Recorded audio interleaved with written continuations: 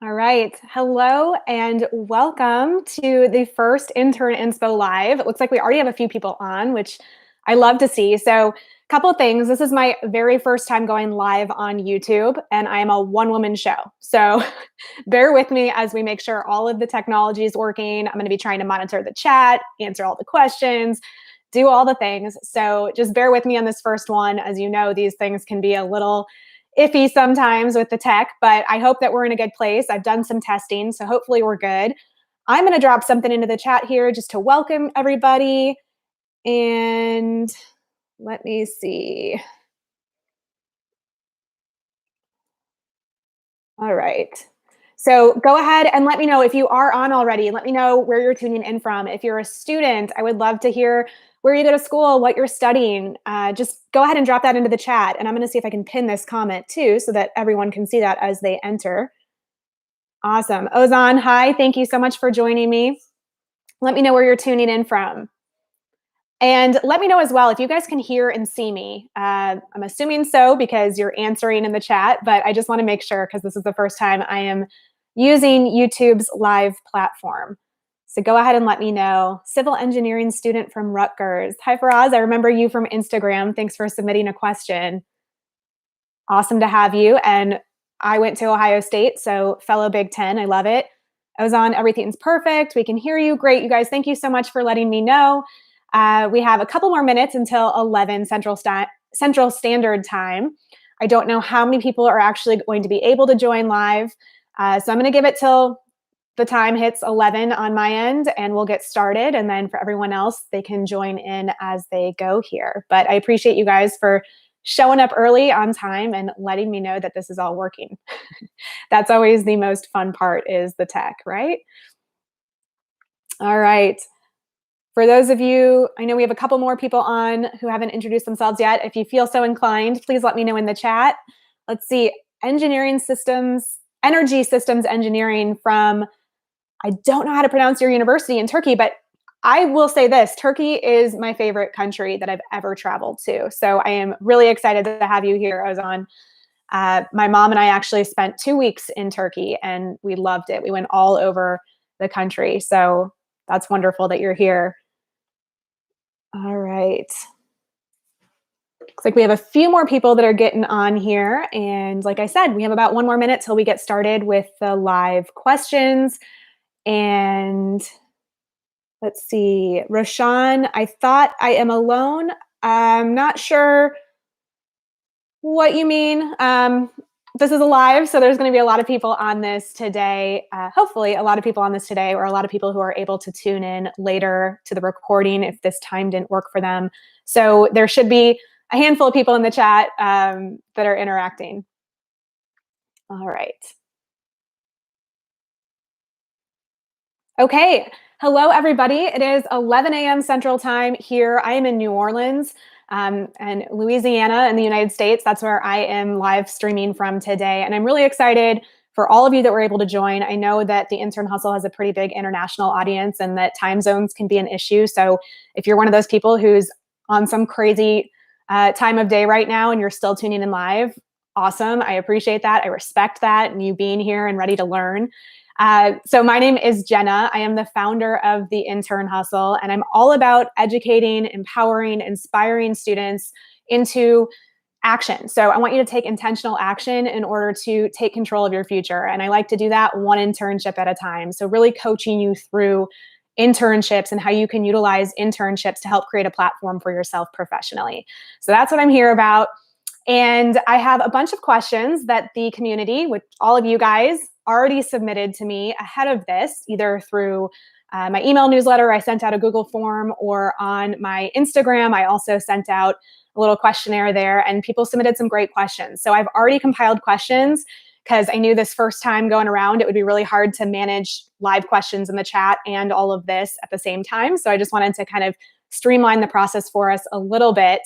If you are watching this at a later date, this is going to be a recording on my channel. So just to give you some context, today is Thursday, January 28th, 2021, and it is a live stream at that time. If you're watching at a later date, this is just the Q&A that you get to learn from, and hopefully you gain some great stuff from that as well.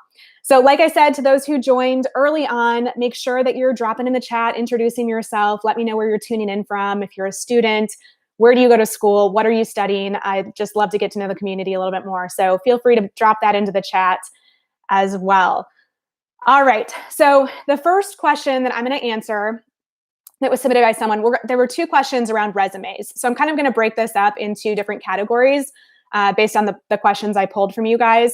That way, it's just going to be easier for someone to follow later on, and I can kind of put timestamps into the video for this recording. So for resumes, the first question I got was how to ace the summary section on a resume.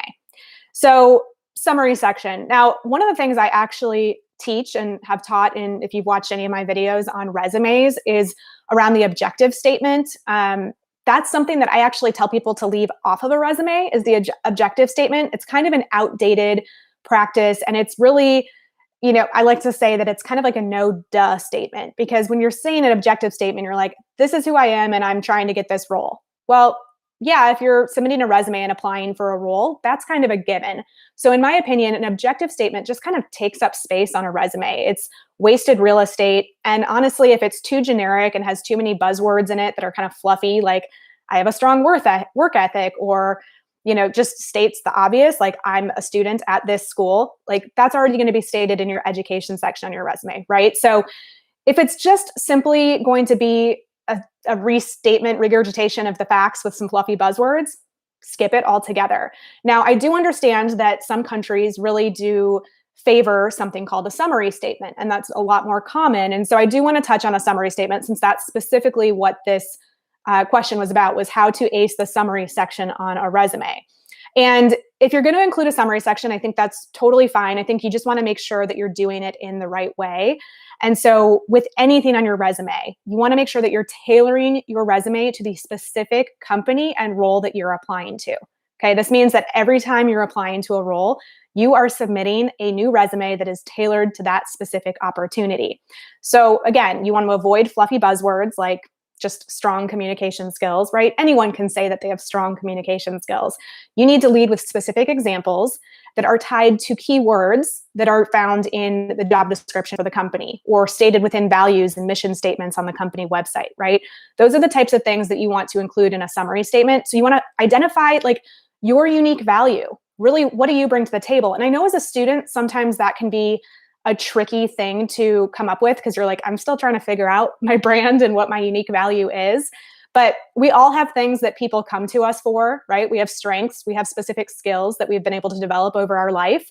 If you need to, reach out to friends and family and ask them to, help you identify this. Hey, like, what is it that I'm really good at? Like, what do you come to me for advice on? Or ask questions like that. Think about things that you've really stood out in a group project at school, like your group really leaned on you for that skill set. Okay, that's your unique value. Other things might be you're multilingual, right? That's a great value add that if you put that in a summary section at the top of a resume, like could really set you apart from other candidates in a role. And like especially depending on the role, right? Like say it's a sales internship and you're going to be speaking with people from a lot of different countries, like that would be a great skill to highlight in a summary section. Certifications that you've received already. So I always use the example from my own experience in college. I got a certification to coach Olympic weightlifting through USA Weightlifting, right? An organization. And that was something that I could use to help set me apart. It was a unique identifier, something that I had that other students who were in my major may not have acquired yet, right? So think about using keywords, tying it specifically to the company and the role that you're applying for. What's your unique value? Make sure that you're stating your unique value. And always, always, always use a specific example or a story. So like quantify it if you can. Be really specific. People remember stories. And when I say story, I don't mean like go on and on and on. You should be concise with this statement, keeping it to 3 sentences max. But do that and always tie it back to how you can add value to the company. Really, that's what you want to drive home. How can you add value to this company? Think about it in the recruiter's shoes. If you're the recruiter reading a ton of resumes, what's going to stand out to you? Someone who says, I really want to get this internship because I want to learn XYZ, or I really want to use my skills in XYZ to help leverage, what your company is trying to do and help you make stronger client connections in this area, right? You want to show how you can help and add value to this company using your unique skill set. Okay, so I hope that was helpful. Again, if it's just going to be a very generic statement that's speaking to what you need out of this experience, skip it. You want to demonstrate what does that company want and how you can help fill that for them. That would be a great summary section on a resume. All right, looks like we have some more people. I'm going to just check the chat from time to time to make sure that everyone's still with me and that I'm not losing the live connection here. So it looks like we have some more people joining. We have a master's in supply chain management and logistics in Germany, which is awesome. India, we got India. Roshan is in India, electronics and telecommunication engineering. Great. So it looks like we have some quite a few people in engineering, which is awesome. All right. So the second question under resume that I'm going to touch on today that someone had submitted already is it okay to use online resume builders? Now, here's what I'm going to start with. I have never personally used an online resume builder. Okay. I'll be upfront with you guys. I've never used one. I don't have experience using one. I know what they are. I know that they exist, but I've never used one. And here's why. Because once you get a really solid template and you create a good, I like to call it the master brain dump resume, which just includes all of your experience and accomplishments. You put it all out there. That's like an internal copy for you, the master brain dump resume, that then when you are applying to specific opportunities, you take a look at your internal file, your master brain dump, and you go, okay, so this job has these requirements. They're looking for people with these skills. What on my master brain dump resume can I take and tailor to make a resume specific for this company, right? We just talked about that. You want to tailor it to that specific role and company. So I like to say, as long as you have a good format, a good template to follow. And if you're looking for one, I have a resume checklist that's free that you can download. If you go to the internhustle.com/resume, let me dump this into the chat here, just to make it easy for you guys. If you haven't already downloaded this, check it out. This is a tool that you can use. It's free. And I have a sample of my resume from when I was a college student at the end of the document as well. And that's just a great, straightforward, clean, professional business format to follow. Now, there are some crazy resume templates out there. You've probably seen some of these, a lot of shapes and sometimes colors and icons and all the sorts of things. If you are a graphic design student, which, I mean, honestly, it looks like a lot of the people in here are engineering students, so that's not the case. But if you're like a graphic design student, you're in a very creative industry, I could see a case for using a creative template like that because that's something that they're going to be drawn towards.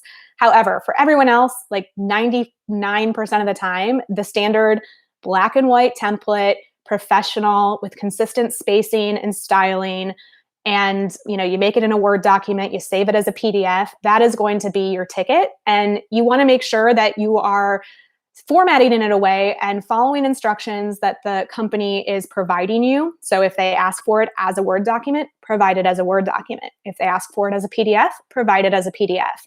If you're uploading it to an ATS or an applicant tracking system, right? That's like the internet robots that review your resume before it even gets to a human being to look for keywords and things like that and kind of sort people before it even reaches the hiring manager or the recruiter. If you're having to upload to an ATS, make sure that it's a clean format so that it's going to pass the ATS system, right? And make sure that you are using the right keywords so that the ATS favors you and puts you in the yes pile for a human to review. So I know that was a long-winded way of talking about online resume builders. Here's what I'll have to say though. I don't think you need to use one. I think, again, if you get one solid template that you've created once that you can then tailor to specific opportunities going forward, you're set. You don't need to worry about building from scratch every single time. And you don't need to worry about plugging information into an online resume builder every single time. So that would be my recommendation, is get one solid template that you've built in a word processor that works really well for you. And then that way you have a lot of freedom in editing the right fields that you need going forward, and you're not constrained to what an online resume builder might have set for you. If you're looking to maybe just organize your thoughts and your information, and you like the way that an online resume builder asks you specific questions and helps you pull data points in, okay, I could see maybe using it for that and then having that as just an internal resource for yourself. But I wouldn't necessarily always lean on that and use that to send out to yourself or to send out for opportunities. So I'm always in the camp of learn how to create a solid resume yourself. Don't rely on the online resume builder. All right. Let's see. We have one more question in the chat on, or maybe a couple here. So questions in the chat about resume before I move on to the next section. Should we include related coursework in our resume? Samar says, so yes, if you're a student, and let's, specifically a student who maybe doesn't have a lot of, work experience or volunteer experience yet, then really, relevant coursework is good. I would say keep it relevant. Don't just dump every single course that you've ever taken. And when you do include coursework, be very specific about why that coursework was included on your resume. So was it a specific research paper that you wrote for that course that is very relevant to the role you're applying for? Or was there a specific group project that maybe you won a pitch competition with that course that would be relevant to the role you're applying for? But don't just list, I took accounting 101 on your resume, right? That doesn't tell anybody anything. It's not helpful. So just think through how you can tailor that and make it relevant to the company when you're including coursework, and don't overdo it. Don't list every course you've ever taken. Okay, I'm applying to institutes for a summer internship. Ozone says, should I prepare a different resume and cover letter for the internship application?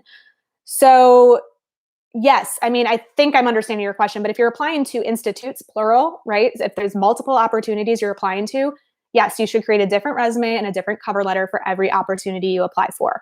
I know that no one wants to hear that as the answer because it means more work, but if it means that you might get more yeses, isn't that worth it, right? Wouldn't you rather actually submit something that's of quality, that is speaking to the organization that you're applying to, that has a better chance of getting a yes, than just wasting your time submitting and spraying your resume everywhere? So think about that and make sure that you are applying with relevant materials every time. Okay, so those are the resume questions. We're going to move on to the next section, which is about applying. So this is kind of relevant to what the last question was as well. So this question was, how do I increase my chances of at least getting some follow-up after submitting my application? Is there a specific etiquette that one should follow when contacting a recruiter? Or should someone contact a recruiter or a hiring manager before applying for a certain role? Okay, so great question. I do have a video on this actually already on the YouTube channel called How to Follow Up After You Apply to an Internship, and it includes specific email templates based on your exact situation. So I really encourage you to check that video out. Again, it's on the YouTube channel, How to Follow Up After You Apply to an Internship. That said, let me just address this question in general. So how do I increase my chances of at least getting some follow-up after submitting my application? Is there specific etiquette that one should follow when contacting a recruiter? Okay, so here's the thing. Yes, you should follow up. Absolutely, persistence wins. I am proof of this. I would not have had my internship with the Chicago Bulls had I not called the strength coach multiple times to try to get even an informational interview with him, let alone the internship, right? So it did take persistence. And I think that's where a lot of people fall off, because they're not willing to be persistent and to put in the work necessary. I want to caveat this with saying that you need to be very thoughtful and respectful in your follow-up. So when it does come to the etiquette, I'm glad you asked that question, because it is important, right? Again, put yourself in the recruiter or the hiring manager's shoes. They are busy people. They have a lot going on. They're not just interacting with you. You're not the only candidate. There are a lot of people that they're getting applications for, or that they're trying to bring in for interviews. And usually they're trying to fill multiple roles. It's not just the one role that you're applying for, right? So they have a lot of deliverables on their end, a lot of conflicting priorities as well. You're not their only concern.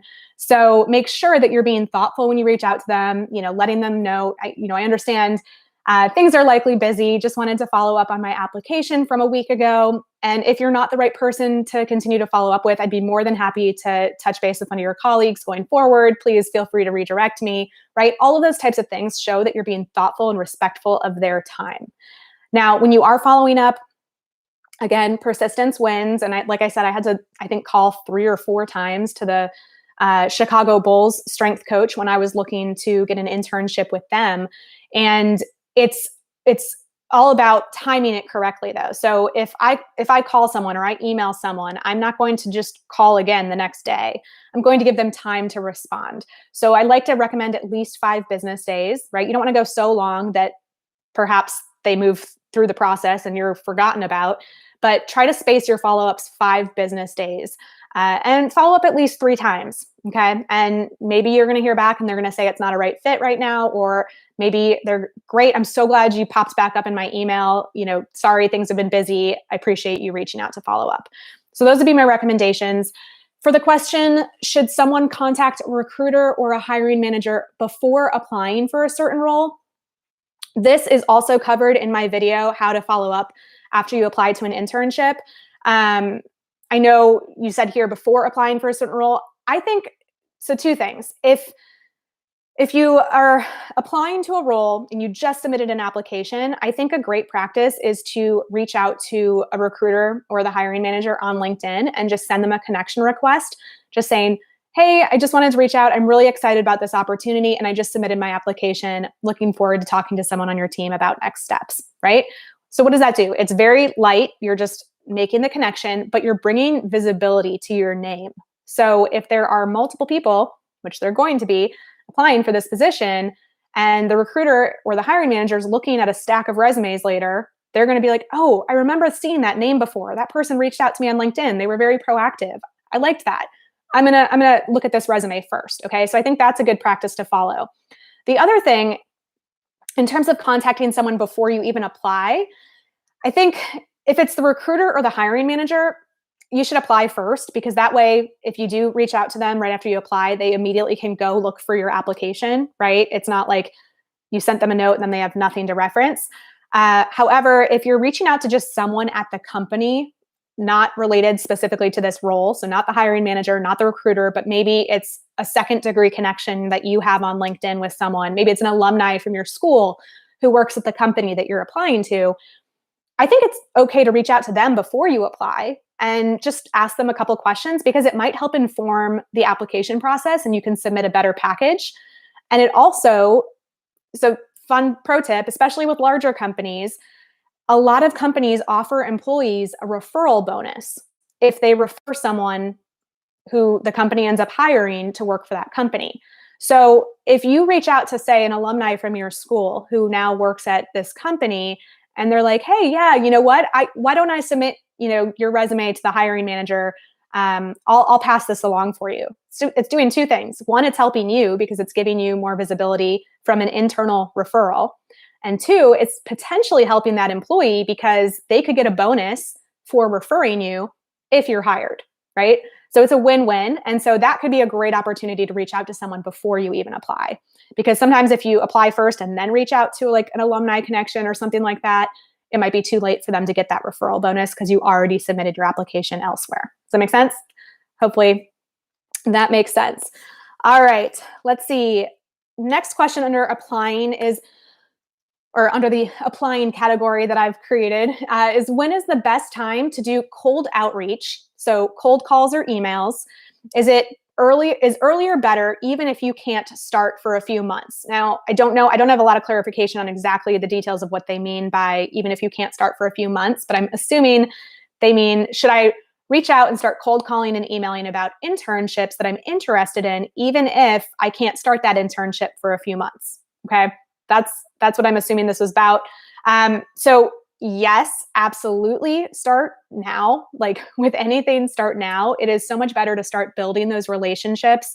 And as we just talked about with follow-up, sometimes you don't hear back right away, right? It could take 3-4 times before you even hear back from someone. So you want to give yourself that runway and start as early as you can and really building those relationships. And when it comes to cold outreach, like the cold calls, the cold emails, your first objective should be building a relationship and how you can, show and demonstrate your unique value to this person and see if they'd be willing to refer you in, or if you can get an informational interview with them just to learn more before you approach like the internship part of this, right? So I would say definitely start as early as you can. Do as many informational interviews as you can.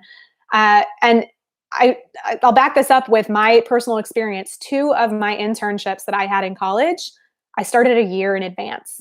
Okay, so both with the Bulls internship that I had, the Chicago Bulls internship, and then also the internship that I had on the business side of things with a sports agency, I started making those connections with people at those companies and those organizations a whole year before I got the internship, right? So I had my initial conversations with them, I got to know them, I built relationship with them, and then maybe, 4, 5 months down the line, I heard back from them on internship opportunities that I was interested in, and they let me know that I could come in that following summer, so an entire year from when I started the conversation with them for an internship.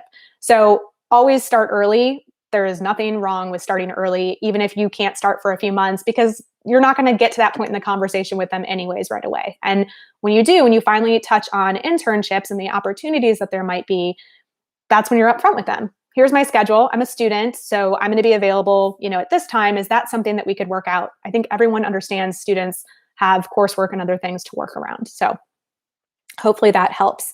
All right, let me check in the chat really quick and just see how we're going. Rashawn, I like your question. Are there any internship opportunities available with the Intern Hustle? Not at the moment. Great question, though. I like your being proactive on that question. I will obviously let my community know first if I have internship opportunities available. So the best way to know and find out if there are internship opportunities available with the Intern Hustle is to get on my email list, which you can sign up for at theinternhustle.com. It's like one of the first things you'll see pop up there, that you can add yourself to my email list. I send out a weekly email full of resources, and that's going to be the list that I send out any opportunities to when I have them. So if you are interested, definitely get on the list. All right. We have a couple more questions that are coming in on resumes. I'll circle back to those at the end if we still have some time, since I moved on from that section. Okay, and then Samar says, if you interview for a company and they tell you the timeline in which they'll get back to you, should you still follow up afterwards and thank them and restate your interest in the company? So great question. I also addressed this in the how to follow up after you apply to an internship video. But if they've given you a specific timeline, like we're going to be notifying people as of this date, so hang tight until we get, everything collected from all the applicants, whatever they have to say, definitely listen to their timeline. Show them that you can follow instructions. Don't be pestering them before that date hits. Definitely go off of their timeline. Now, if you get to that date that they said that they were going to let people know by and you haven't heard anything, definitely okay to follow up with them. And that's when you can start to do your consistent follow-ups within, 5 business days, space them out, but definitely okay at that point. Just don't do anything that disrupts what they already told you. So if they gave you a date by which they're going to let you know, listen and follow those instructions first. All right. I will come back to resume questions at the end again if we have time. We're going to move on to interview questions. These are some of the ones that were submitted ahead of time. So let's see. Interview question: how to answer why did you choose your major in an internship interview? So specifically, what are interviewers looking for? What might be a red flag to them or impressive to them? Okay, so this is a great question. I like this a lot. It's really one of the get to know you questions. If you've watched my video on the Intern Hustle's YouTube channel, which I guess is here where we all are. If you watch the video on the channel called Internship Interview Questions and Answers, I cover a ton of different questions and answers. And there's the first section, which are really the get to know you questions. This is where I would bucket that question as well. What I want to say here is that the biggest thing is that you want to speak from a place of confidence and self-awareness when you're answering this question. So let's put it this way. Not most people don't end up working in the industry that they major in.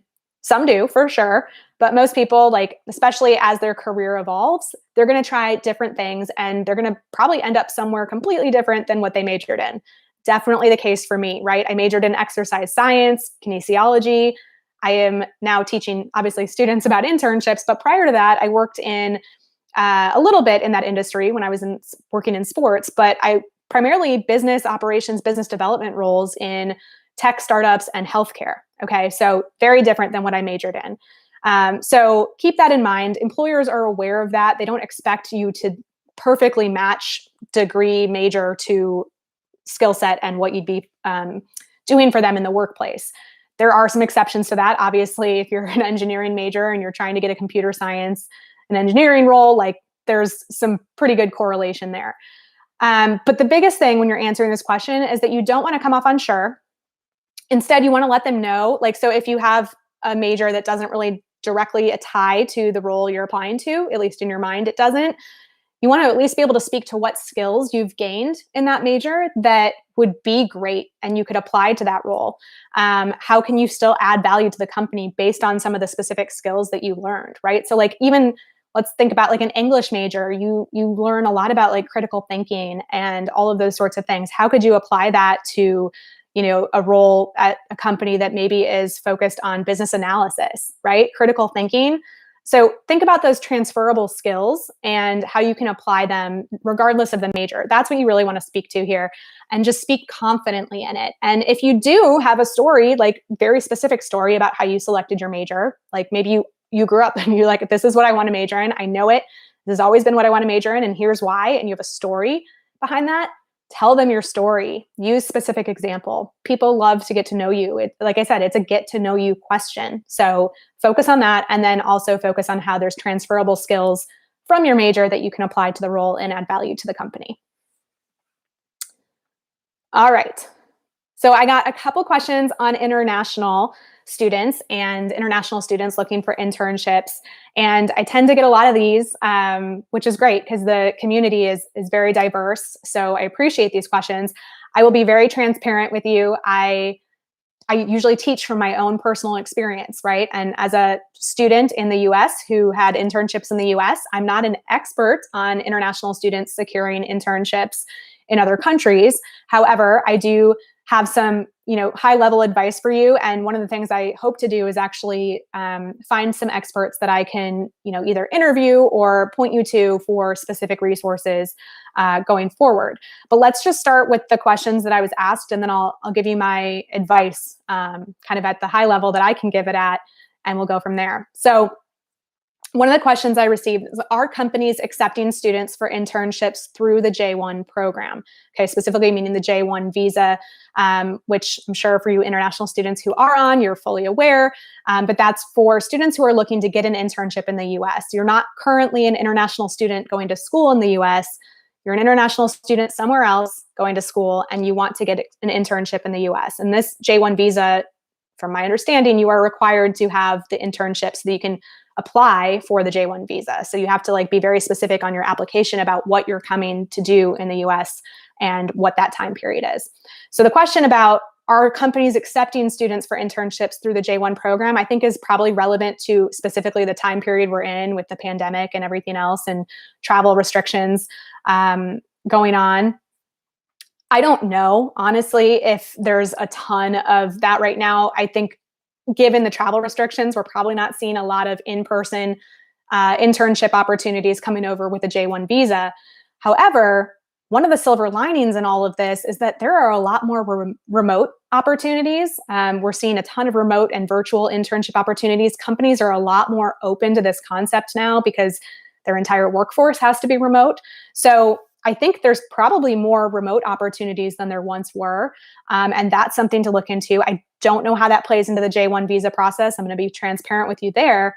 But I am going to be interviewing the CEO and co-founder of a company called Simba soon. And that video will be going live on my YouTube channel soon as well. And Simba is a platform, a remote internship platform that helps students find paid remote internship opportunities. And I know one of their big missions is to open up the workforce and, you know, focus on inclusivity and all of that. And so one of the questions I have for the CEO is about, you know, international students, and if there's opportunities with within the Simba platform that international students can find for internships within the US. So stay tuned for that video, because I'm hoping to get some good answers for you guys there, and another way that you could help source opportunities.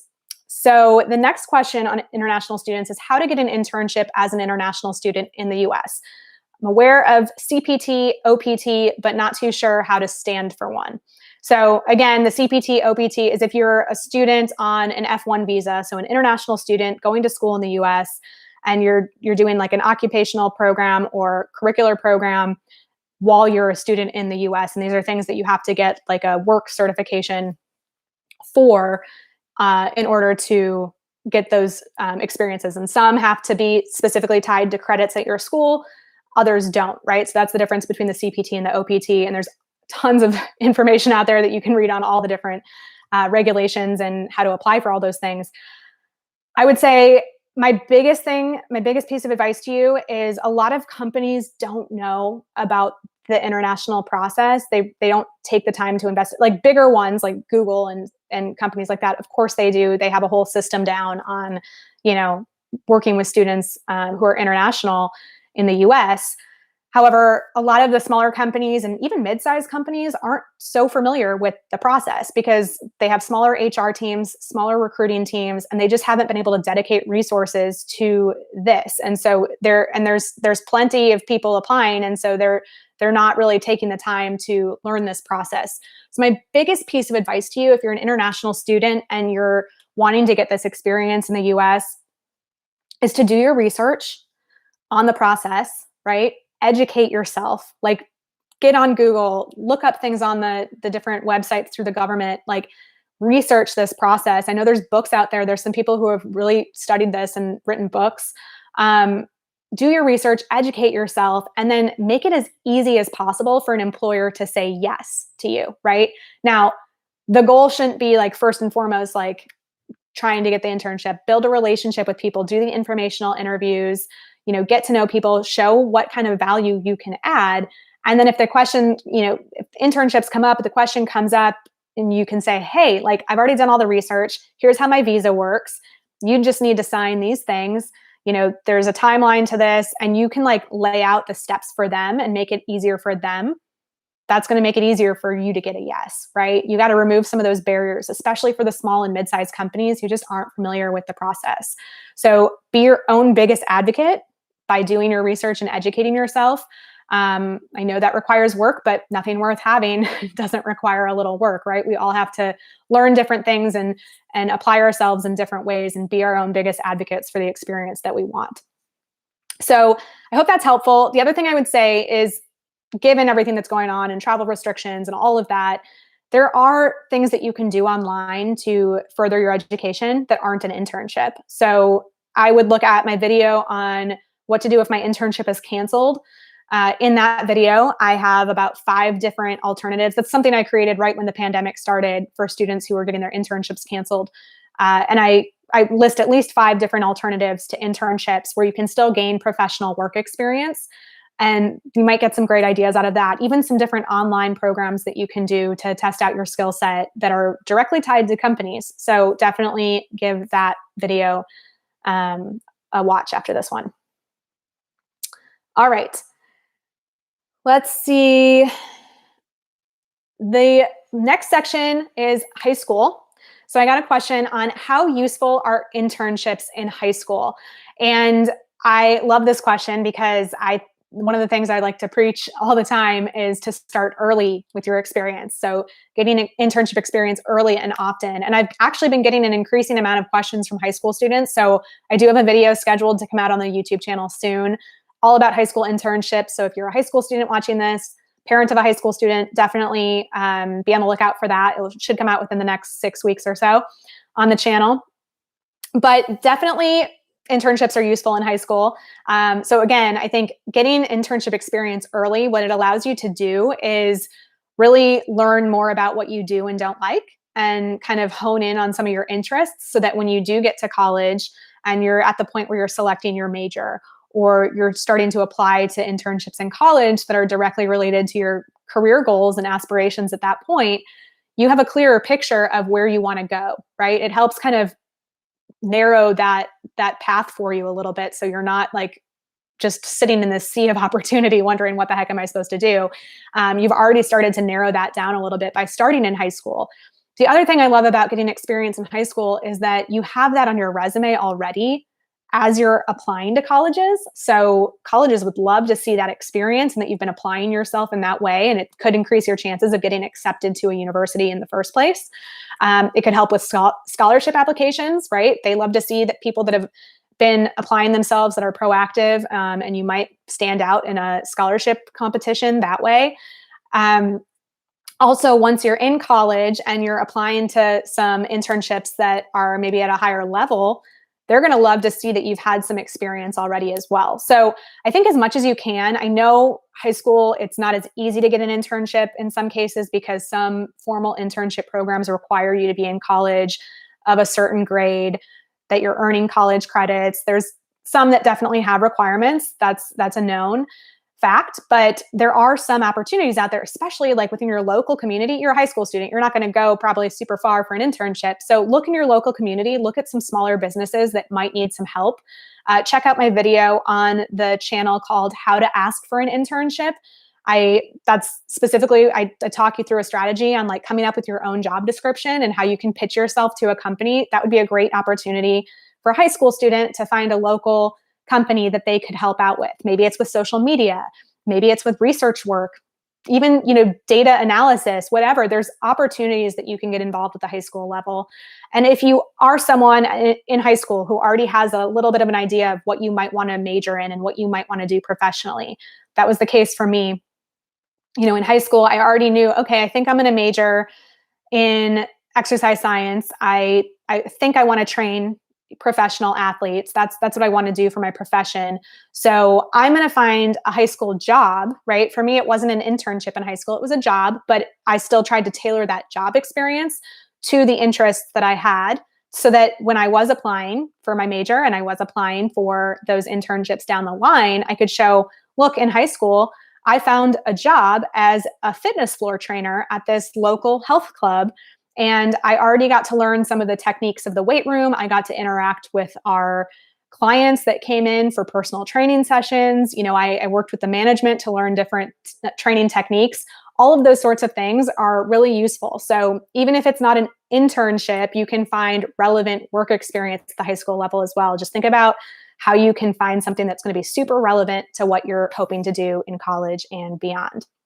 Okay, so hopefully that was helpful. It is already 11:39. I was only supposed to go 30 minutes today. So we got through all of the questions that were submitted. Let me just check the chat and see if there's any that I can quickly answer before I jump off. Let's see. Froz says, is there any pros and cons to having an internship with a government agency instead of a private company? Froz, you can find pros and cons for any types of experience, right? And I think that is a good practice for you guys to get into as you're evaluating experiences. Make a pros and cons list and weigh out what's most important to you. What is it that you value in an experience the most? So I would say that's going to be based on what you are looking to do professionally and what your values and interests are. But yeah, there's definitely going to be differences between government and private in terms of what they're, maybe what interns are allowed to do within organizations and all those sorts of things. I think, again, though, the biggest thing is that you want to make sure that it's aligned to what you're interested in and what you value in your experience. Let's see. What kind of change do I need to do on my resume for internship application in the Institute? Ozan, I don't have enough specifics to be able to answer that question. That I don't have enough context, if you will. Maybe shoot me an email at hello@theinternhustle.com. Give me some more specifics and I'll see if I can help answer that for you. All right. I think those might be all of the questions that are in the chat. For all of you who are on, thank you so much. That was great. This is the first time I've ever done a live on YouTube. I teach master classes live and workshops for universities and things like that. But this is the first kind of live Q&A session I've done on YouTube, and I was testing it out. I think it went well, and I had a bunch of you here live and interacting in the chat, which I love to see. So my plan is to do one of these a month. So if you are on my email list, you'll be the first to find out when the next one is. I'll send the question form in advance again. So you can submit questions that hopefully I'll have time to answer for you on upcoming lives. And I'll also be posting about them on Instagram. So you can submit your questions there when you see me post about an upcoming live. So definitely stay tuned. Let me just check my notes here, make sure I don't have anything else for you. Yeah, like I said, this will be saved on my YouTube channel, hopefully. Fingers crossed that it's recording and working and it will save on my YouTube channel. But that's the plan, so that you can go back and watch. I'll try to put in timestamps for you so that you can go back to specific questions that are of interest to you. I definitely encourage you to also check out the rest of the videos that I mentioned on the channel, plus all the ones that I didn't mention, because I think there's going to be a lot of helpful resources for you in those. And if you want to join me in my next live training, I am doing my next live LinkedIn masterclass for students in 2 weeks. So if you want to know the exact date and time, get on the waitlist at the internhustle.com/LinkedIn. Drop it in the chat. And the people on the waitlist are always the first to find out when my masterclass dates are released. And that way you can guarantee that you have a spot, because they do fill up sometimes. So if you're interested in joining my next LinkedIn training for students, it's again a live teaching that I do usually once every couple months. You can get on the waitlist at the internhustle.com/LinkedIn. That's all I have for you today. Thank you so much for joining me. Remember, I put out a new video every Monday here on the YouTube channel. And that's it. So thanks, everyone. See you later.